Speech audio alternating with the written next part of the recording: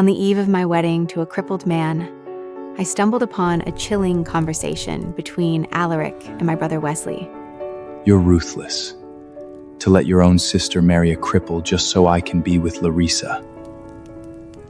Wesley replied calmly, I can't bear to see Larissa suffer.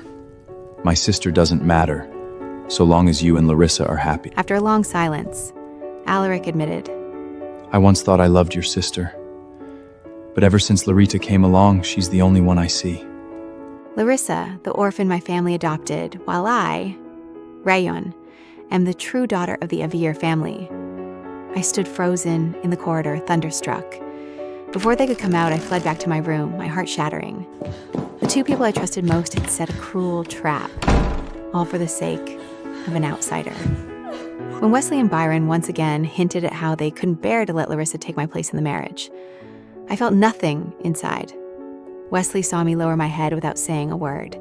After a long while, he forced out a smile that looked even worse than crying. He said, Raeyon, Alaric may be paralyzed, but he might walk again someday. Then you'll be the happiest woman in Willowdale. Inside, I let out a cold laugh. If marrying a paralyzed man is such a blessing, then why can't they bear to let Larissa go instead? I didn't answer. They thought I was still unwilling to agree, and their faces instantly turned sour. But they were wrong. I had already made up my mind to marry Alaric. The next day, out of courtesy, I went to visit the Flame family. When they heard the news, they were overjoyed. Talia held my hand tightly, her eyes red and brimming with tears. Everyone thinks your family would call off the engagement now that Alaric is like this. But I always believed your family values promises most. After saying that, Talia took me into the inner room to see Alaric. He was lying in bed, his face pale as paper, eyes shut tight, lifeless. And yet, even in such a state, that natural air of nobility around him made me lose myself. For a moment, the engagement between Alaric and me had been arranged by the older generation. 5 years ago, Alaric was the dazzling young master of the Flame family. Then a car accident left him confined to bed. Wesley and Byron felt sorry for me. They wanted to break off the engagement, but feared the world would scorn the Aviir family as heartless. So they adopted the orphan Larissa, planning to wait until she turned 20 and let her marry in my place. But no one expected that after Larissa entered our family, their feelings for her would slowly change.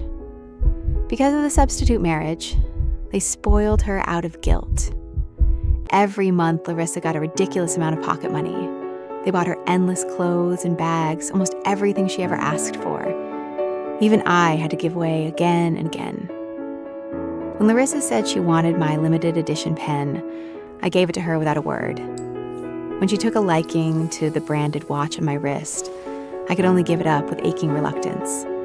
When she said her blood didn't clot well, and that only mine matched hers, I didn't hesitate to donate.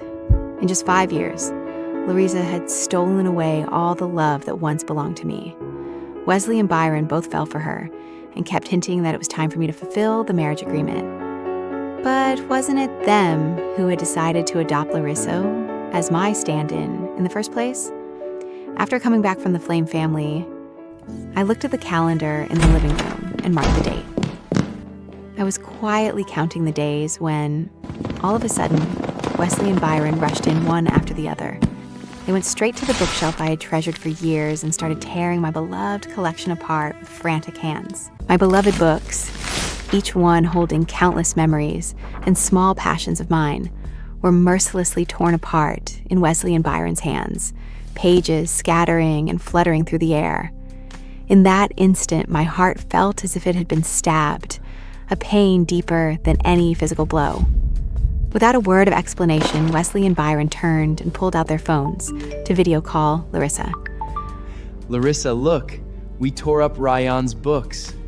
Dare complete. My chest tightened so sharply that I could barely breathe. I would never have guessed that the inexplicably ruined books were nothing more than a game Wesley and Byron had been playing with Larissa. Wesley, Byron, you finished the dare. I promise I'll eat properly today. Wesley and Byron both let out a long, relieved sigh. Only after they hung up did they come over, feigning concern and trying to pull me in. Wesley said, Raeyon, are you mad? I'm so sorry. Larissa said if we didn't finish the dare, she wouldn't eat properly. She's just a little girl and not in good health. And she can't skip meals, so we had to put you out. Seeing me stay silent, Wesley and Byron finally panicked. It's our fault. We'll buy you some better books next time. But before their words had even finished, Larissa's call came through again. She cried, Wesley, Byron, I just accidentally humped into one of the garden pillars. I'm so dizzy I can hardly stand. Could you come to the garden and carry me back to my room? At once their faces changed. They hung up and bolted for the garden, leaving me completely behind. Watching Wesley and Byron's retreating backs, I smiled coldly. This kind of thing wasn't new, but I didn't care anymore. Let them do as they pleased. At breakfast the next morning, Larissa was once again the center of attention. When she saw me, Larissa put on a look of hurt and guilt. Raeyon, I'm really sorry. Yesterday was just a game. I didn't expect them to actually tear all your books to pieces. Wesley and Byron glanced at me at the same time, their expressions unreadable. Instead, they smiled and reassured Larissa. They're just books. It's no big deal. Larissa, you're just too soft-hearted. Hearing that, I lowered my head and ate in silence, not saying a word. After breakfast, Wesley and Byron left first. Soon, it was just Larissa and me. The sweet, well-behaved Larissa everyone knew had completely changed now. Her face was full of sharpness. She said coldly, Raeyon, haven't noticed? They stopped liking you a long time ago.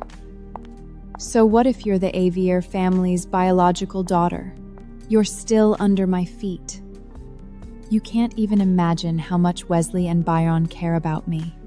Even if I seedily say I don't want to eat, they freak out and will do anything to coax me. At first, when she bragged like that, I felt quietly sad. But after it happened so often, my heart slowly grew numb. Wesley and Byron are nothing but two good-for-nothings. If you want them, go ahead. Take them all, I said, looking at her coldly.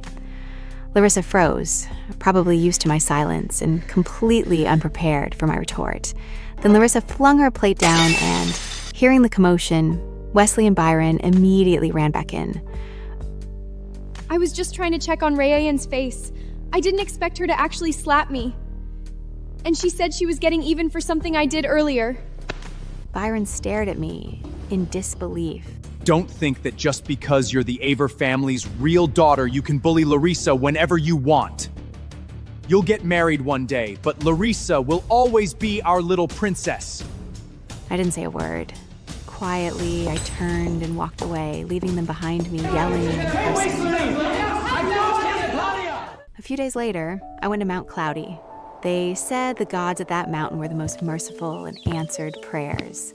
I wanted to pray for the heavens to bless my future husband, Alaric Flame, so that one day he might recover and no longer be bound to a bed. But enemies always cross paths. Not far away, I saw Wesley and Byron taking turns carrying Larissa on their backs up the mountain. They were drenched in sweat, but they looked like they couldn't be happier. When they spotted me, they froze. Did you follow us here on purpose, Raeyon? I have no interest in where you go. The two men were surprised. After a moment, Wait. You didn't come here to get safety charms for us, did you? Tell you, I'm not wearing that stuff.